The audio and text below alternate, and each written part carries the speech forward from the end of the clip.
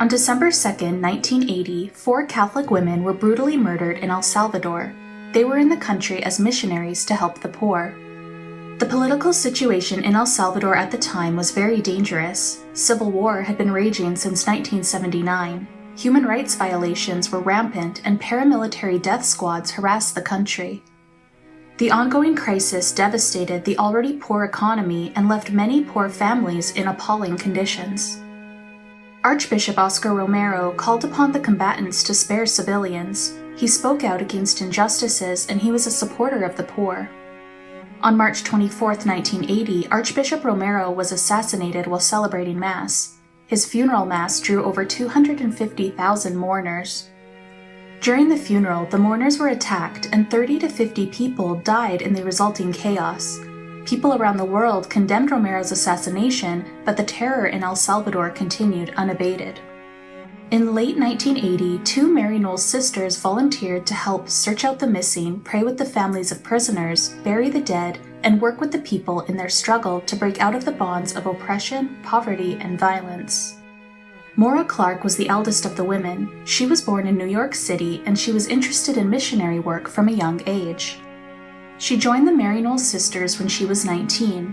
She was assigned to Nicaragua in 1959, where she worked in the local hospital and school.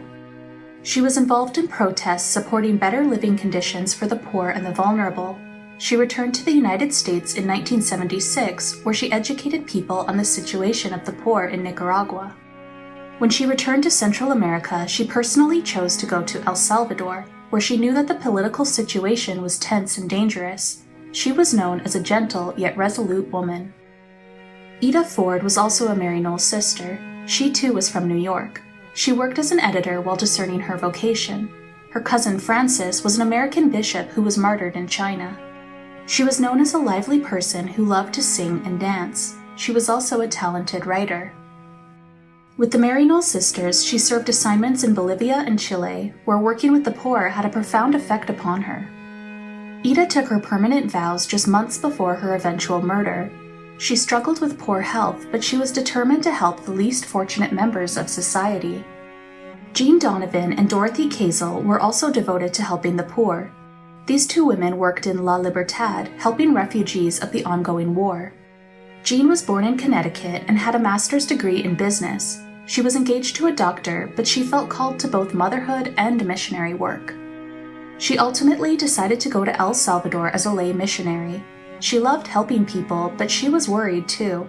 In the weeks before she died, she wrote to a friend and said, "Now I must assess my own position because I am not up for suicide. Several times I've decided to leave El Salvador. I almost could, except for the children, the poor bruised victims of this insanity. Who would care for them? Whose heart could be so staunch as to favor the reasonable thing in a sea of their tears and loneliness? Not mine, dear friend, not mine." Jean's partner in La Libertad was Dorothy Kazel, an Ursuline nun from Cleveland, Ohio. She worked as a teacher in Ohio before moving to El Salvador. She had a master's degree in counseling and she worked training catechists and distributing relief supplies to the needy. Dorothy knew that she was in extreme danger, but she said, "If there's still a way for us to help, we can't abandon people." In her final days, her work consisted mostly of locating and burying dead villagers and transporting women and children to refugee centers.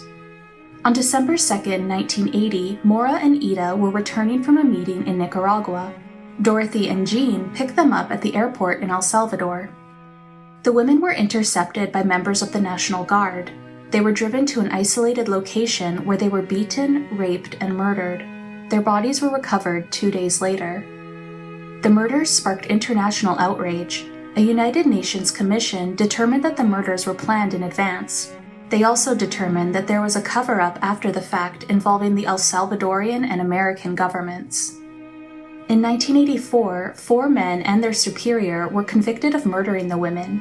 3 of them have since been released for good behavior. Many people in El Salvador consider the women to be saints. In January 2022, Bishop Oswaldo Escobar said that the Salvadoran bishops are working towards their canonization. According to the Maryknoll sisters, the inescapable challenge of their lives and deaths calls us to compassion for and solidarity with the poor. They were not blind to the evil and sin in our world, nor were they naive about its causes. The heart of their faith was that they focused upon the holiness of human life. Their wisdom flowed from the person, message, life, death, and resurrection of Jesus.